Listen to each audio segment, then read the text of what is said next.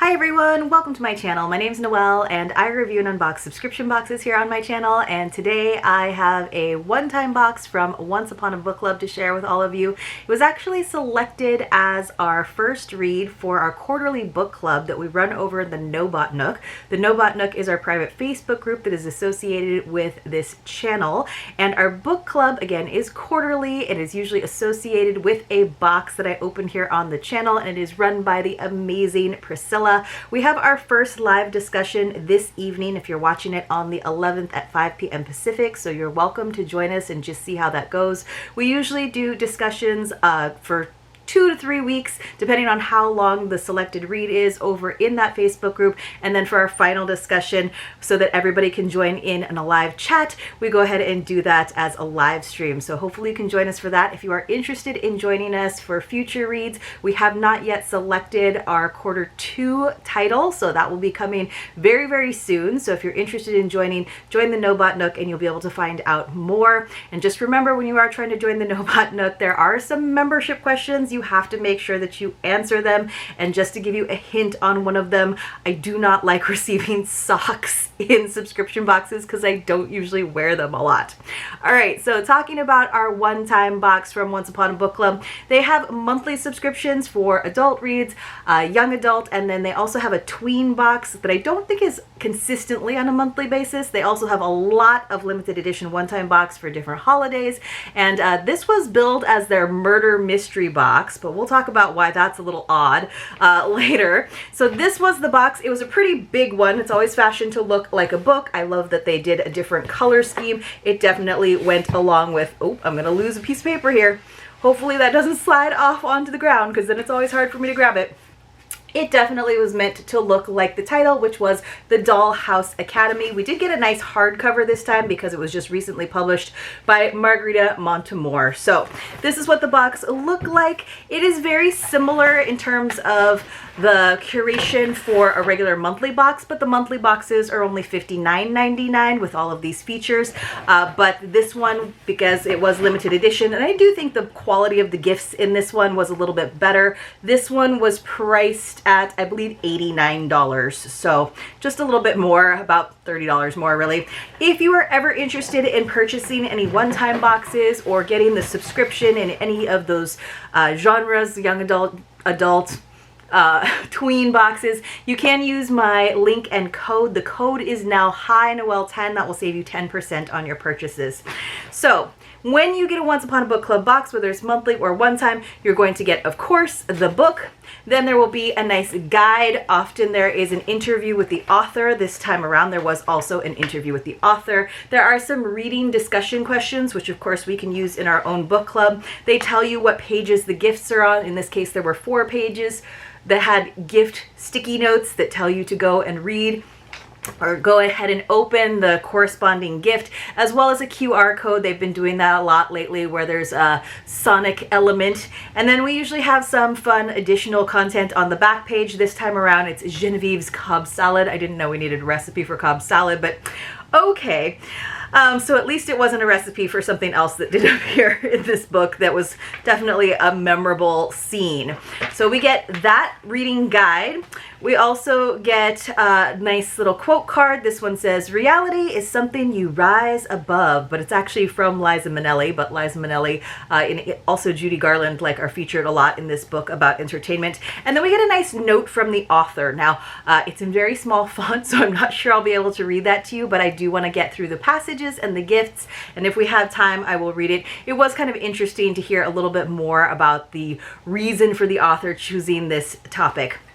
I also just think it's kind of funny that Once Upon a Book Club decided to bill it as a murder mystery, because, you know, we did our first 2 weeks of discussion and at that point there had still been no murder. So there is a death. I do think it was a murder, but it certainly wasn't a murder mystery where we got to the bottom of anything. Spoiler alert. We also get a regular bookmark that is also with the same quote usually. We have often gotten a signed book plate. I do think that is a nice touch that Once Upon a Book Club is able to do because they are such a big company. And they have started doing these collectible stickers, these little hexagonal collectible stickers, and there's all kinds of stuff in their store that you can put it on posters, water bottles, what have you. So those are kind of nice little features that are in every box and do not count towards your gift count, if that makes sense. All right, so, and then again, they also do their lovely packaging. So you can see each of the gifts has a number on it. Sometimes they're just a nice printed box. Sometimes it's more of a drawstring bag. And then we did have 4 boxes, like I said. I was really glad, honestly, that there were not like a lot of owl things in this, just because there was a big owl theme in the box. I, at one point, thought that the owls were hidden cameras, but I was just kept expecting us to get like an ugly owl brooch, just because I'm not a huge fan of the jewelry that Once Upon a Book Club usually gives to us, just because it's not like usually very high quality. So I was just very happy that we didn't get an owl brooch. So spoilers, those of you who are reading the book or looking forward to reading it, unfortunately, you don't get an owl brooch with it. So let me go ahead and read the blurb for you, and then we will get into it. I won't talk too much about sort of my thoughts on the book and the plot, just because we'll be able to talk about that a little bit more in our discussion this evening. And I'm filming this a couple of days ahead of time, but I definitely have thoughts on that. And usually in these book club box unboxings, I will kind of share my thoughts on certain characters and plot twists and holes, but so there's usually more spoilers than there probably will be today, but I'm going to reserve a lot of that for the discussion tonight. But I definitely have some thoughts. All right, so let me read the blurb. Ivy Gordon is living on borrowed time. For 18 years, she has been the most famous star at the Dollhouse Academy, the elite boarding school and talent incubator that every aspiring performer dreams of attending. But now, at 34, she is tired of pretending everything is fine. In secret diary entries, Ivy begins to reveal the truth of her life at the Dollhouse. Strange medical exams, mysterious supplements, and something unspeakable that left Ivy terrified and feeling like a prisoner. Ramona Holloway and her best friend Grace Ludlow grew up idolizing Ivy, and at 22, neither has made much headway in showbiz. Then a lucky break grants them entry to the Dollhouse, where they're enchanted by the picturesque campus and the chance to perform alongside their idols. When Ramona begins to receive anonymous threatening messages, it's easy to dismiss them as a rival's prank. Her bigger concern is Grace's skyrocketing success, while Ramona struggles to keep up with the fierce competition.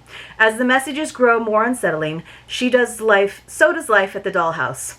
Can Ramona overcome her jealousy and resentment to figure out what's really going on? Will Ivy finally find her voice before another young performer follows her catastrophic path? With dark academia twists and enormous heart, The Dollhouse Academy is a novel about the complexities of friendship, our desire to be seen and understood, and the true cost of making our dreams a reality. So I definitely had like, you know, like old Hollywood studio vibes. It also had like Disney Channel vibes. Honestly, we did talk a little bit in our discussions about how, even though they're supposed to be 22 and it's like the late 90s, they felt more like boarding school, like high school boarding school. But I guess it just made more sense for them to be of age so they could make their own terrible decisions at this boarding school instead of going through the whole process of getting emancipated, etc., etc. But it did read more like kind of like Gossip Girl age, but set in the 90s. And that's one of the reasons that I loved the book, because I was in my late teens, early 20s on the East Coast, going to college, right there in the same time period. So a lot of the music, like they mentioned Portishead and Boards of Canada, was very familiar to me, definitely brought me back to the time. Little details here and there were great, although some of the music that they referenced, in fact, the one that they used for the QR code, that one I was like actually not familiar with at all. So I was like, oh, I was really hoping to like, I don't know, hear some like more Chiba or Massive Attack or something, but I guess maybe the lyrics were creepier in the song that they decided to use for that QR code. So we do have 4 gifts to go over, and I will read the passages and then open the gifts along with you. Overall, I thought the gifts were pretty good. I just took a quick peek at them. So what I do is I will read the whole book, but because I'm not always next to this giant box, I wait until the very end, once I've completed the whole book, to go back and open the gifts, because I like to kind of guess what gifts are going to be inside. And it also makes it fun for our reading discussion over in the No Bot Nook, because you don't have to get the box to be a part of our our book club. All right, so let's go ahead and find page 26. That's our first one. Page 26, open your gift. That's what the sticky note looks like down there at the bottom. So let's see. A few days later, I arrive home before anyone else, so I bring up the mail. Among the packet of circulars, bills, and yet another AOL free trial CD, see, time period, is a small square envelope with my name and address written in tidy, irregular, and regular script. Tidy and angular script. Oh my gosh, you guys. That was so hard. Tidy angular script. There's no return address or postal mark. I use my house key to tear into the envelope and pull out a piece of plain white cardstock. The note is written in the same handwriting. Whatever you think you want, you won't find it at the Dollhouse Academy. Don't come. So we're trying to figure out this whole time who's sending these messages of, you know, beware kind of messages. So inside we get, of course, we should get our cardstock here. Let's see if I can. I didn't actually pull this out. I just knew that there was going to be a cardstock note.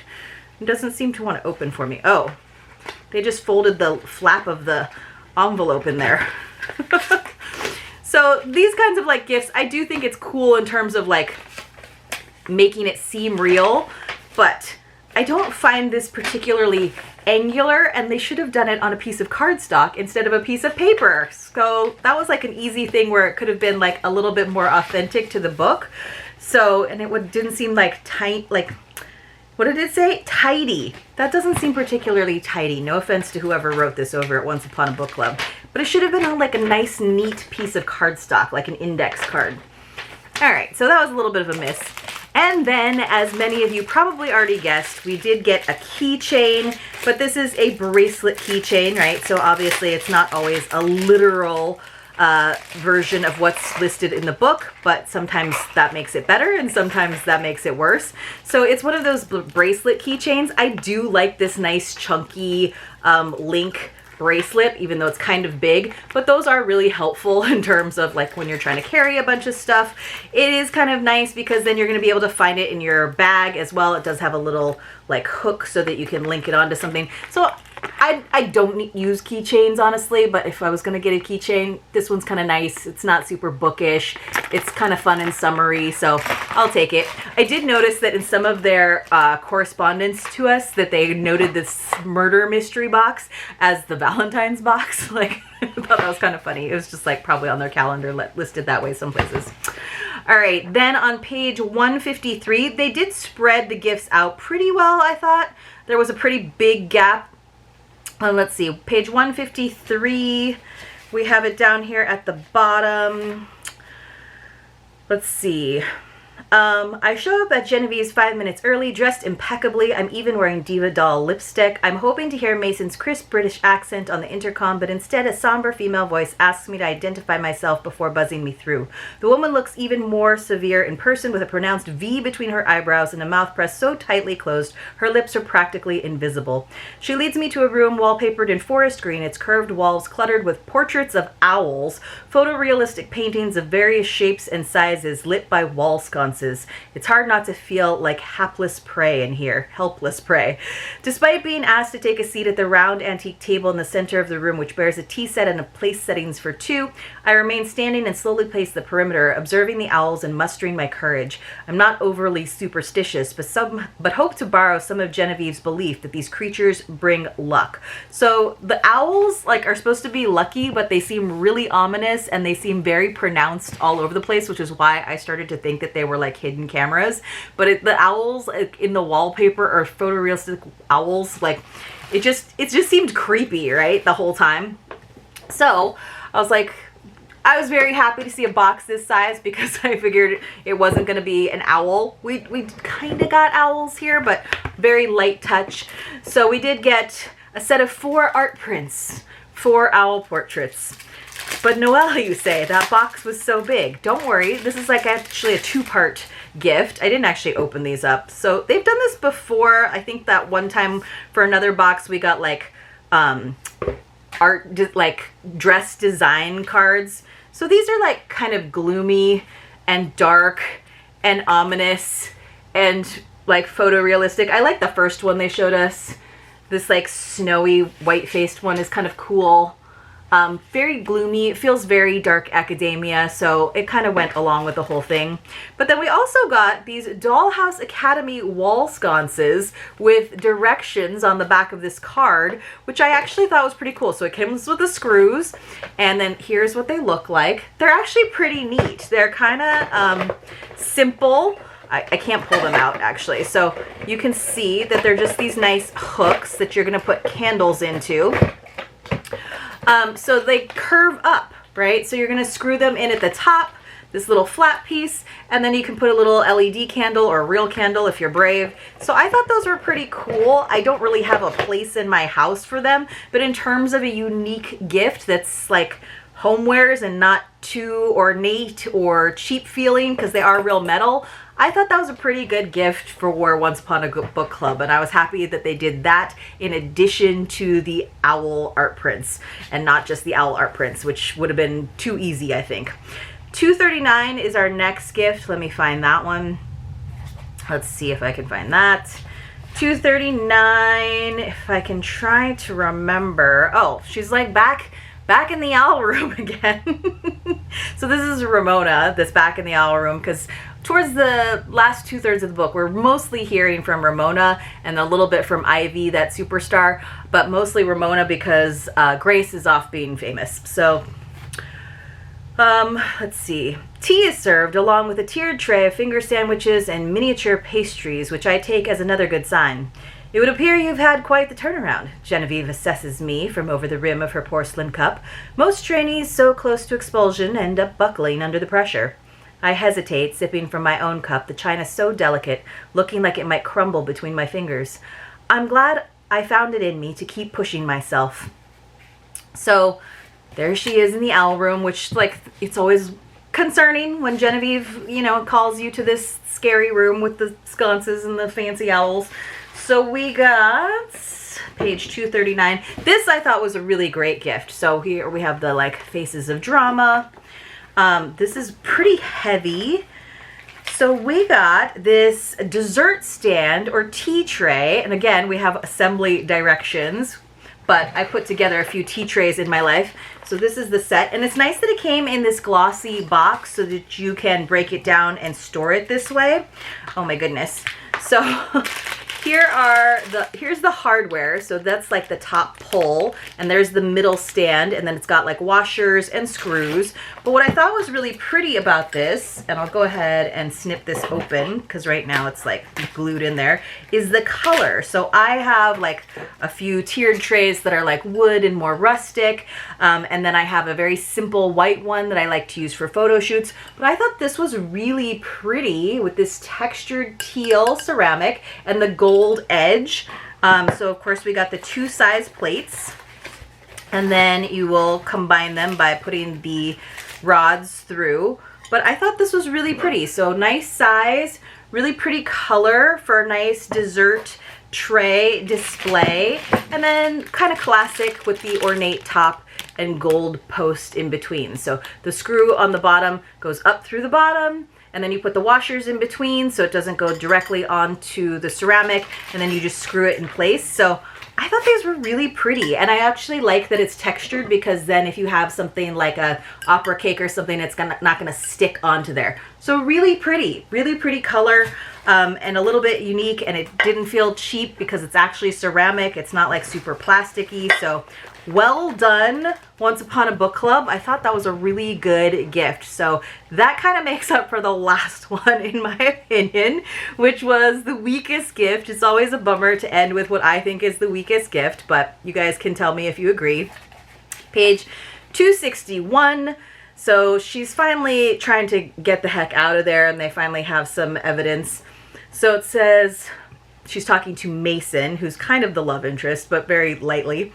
Listen, can we not do the back and forth right now, I ask? There's something serious I need to ask you about. I'm between two landmines, either one of which could blow up in my face. One is confirming something evil about Project Understudy. The other is having Mason tell Genevieve I've been investigating it. Mason gestures to the fallen log by the water. Step into my office. I take a seat and clutch my messenger bag containing the anonymous notes close to my chest. How do I know I can trust you? You either do or you don't. A barely perceptible shrug. That's reassuring. I forgot he's British. I forgot that part. But, so this is what we got. Page 261. You guys, this is no bueno.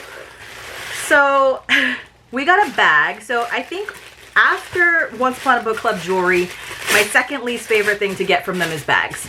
Because generally they're pleather and they're not like the greatest quality pleather. So we got what they're calling Ramona's messenger bag.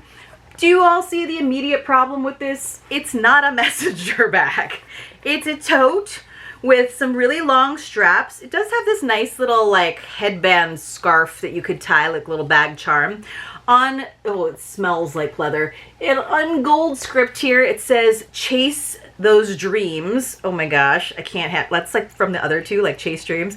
It's got this textured stuff, and then here's where you can see it's like really pleathery. It does zip closed, but it's just not great quality. And like the main problem I have is it's not a messenger bag. Like that was such a like huge style thing of the 90s. I had a diesel messenger bag. I think everybody, like the one that everybody had was the Manhattan Portage. Like that was such a classic style thing of the 90s. I was like, that would have brought so much authenticity. So not great quality and not an actual messenger bag. Anyway, otherwise, the book was okay. I thought the gifts, 3 out of 4, pretty good. But you guys let me know what you thought in the comments below or join us for the live discussion later tonight. I'll see you then. Otherwise, I'll see you in my next unboxing.